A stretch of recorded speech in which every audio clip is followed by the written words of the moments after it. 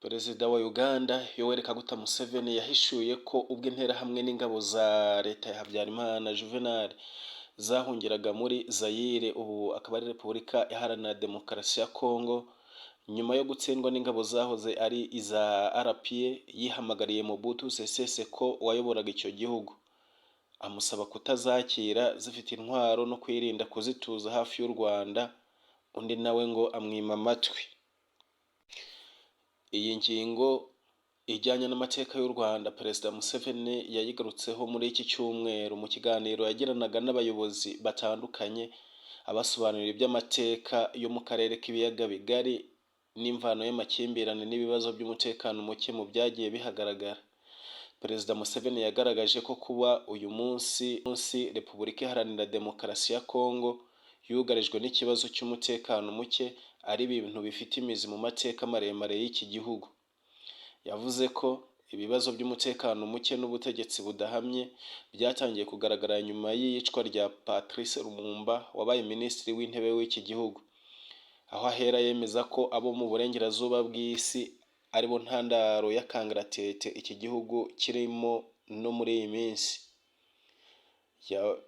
Yakomeje agira ati Lumumba yaje yicwa n'abagashakabuhake. Kuva icyo gihe Kongo ntirigera igira amahoro, ntiyigeze igira ishyaka riri ku rwego rw'igihugu, ntiyigeze igira ingabo z'igihugu kugeza n'uyu munsi.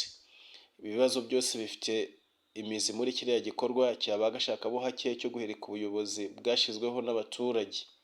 Kuva icyo gihe abaturage ba Kongo ntibigeze bagira amahirwe yo kwihitiramo ubuyobozi. Perezida Museveni yakomeje avuga ko aya makosa abagashakabuhake bakoze muri Repubulika Iharanira Demokarasi ya Kongo banayakoze mu Burundi no mu Rwanda, ndetse aza kugeza kuri Jenoside yakorewe Abatutsi. Muri iki kiganiro cyari cyanitabiriwe n'umuyobozi wa Komisiyo y'Afurika Yunze Ubumwe Musa Faki Mahamat, Perezida Museveni yagarutse no ku buryo amateka y'u Rwanda na Repubulika Iharanira Demokarasi ya Kongo yaje kwivanga. Yavuze ko byose byatewe na Mobutu Sese Seko wahaye ubufasha ya leta ya Habyarimana ubwo yari mu rugamba rwa RPA yashakaga kubohoza u Rwanda kubera akarengane kari mu gihugu. Ati ubwo ingabo zahoze ari iza RPA zagendaga zijya gutera u Rwanda, Mobutu wari warateje ibibazo byinshi muri Kongo yinjiye no mu bibazo bya politiki y'u Rwanda kubera ko yashakaga gufasha Habyarimana wari perezida icyo gihe. Uko niko ibibazo bya Kongo byari byararenze igaruriro byivanze n'iby'u Rwanda. Yohereje ingabo ze mu Rwanda ziratsindwa, ubutegetsi bwa Habyarimana bukurwaho. Perezida Museveni yavuze ko nyuma y'iri kosa Mobutu yakoze, yongeyeho irindi ryo kwakira interahamwe n'ingabo zahoze ari iza Habyarimana, aziha ubuhungiro zifite intwaro ndetse azituza no hafi y'umupaka. Yavuze ko ubwe ku giti cye yihamagariye Mobutu amubwira ko ari guteza ibibazo. Aramubwira ati miliyoni irenga y'abahutu bafite intwaro yinjiye i Goma muri Kongo. Njyewe ubwanjye ninginze Mobutu ndamubwira nti nyakubahwa Marshal, kubera izi nterahamwe ku mupaka, niba ushaka ko ziguma muri Kongo bajyane kure, uvangure ibibazo bya Kongo n'iby'u Rwanda, kubera ko abo bantu washyize ku mupaka bari gutegura kongera gutera. Museveni yavuze ko icyo gihe Mobutu yamwimye amatwi ndetse ashimangira ko aya makosa yakoze ariyo yashyize iherezo ku butegetsi bwe.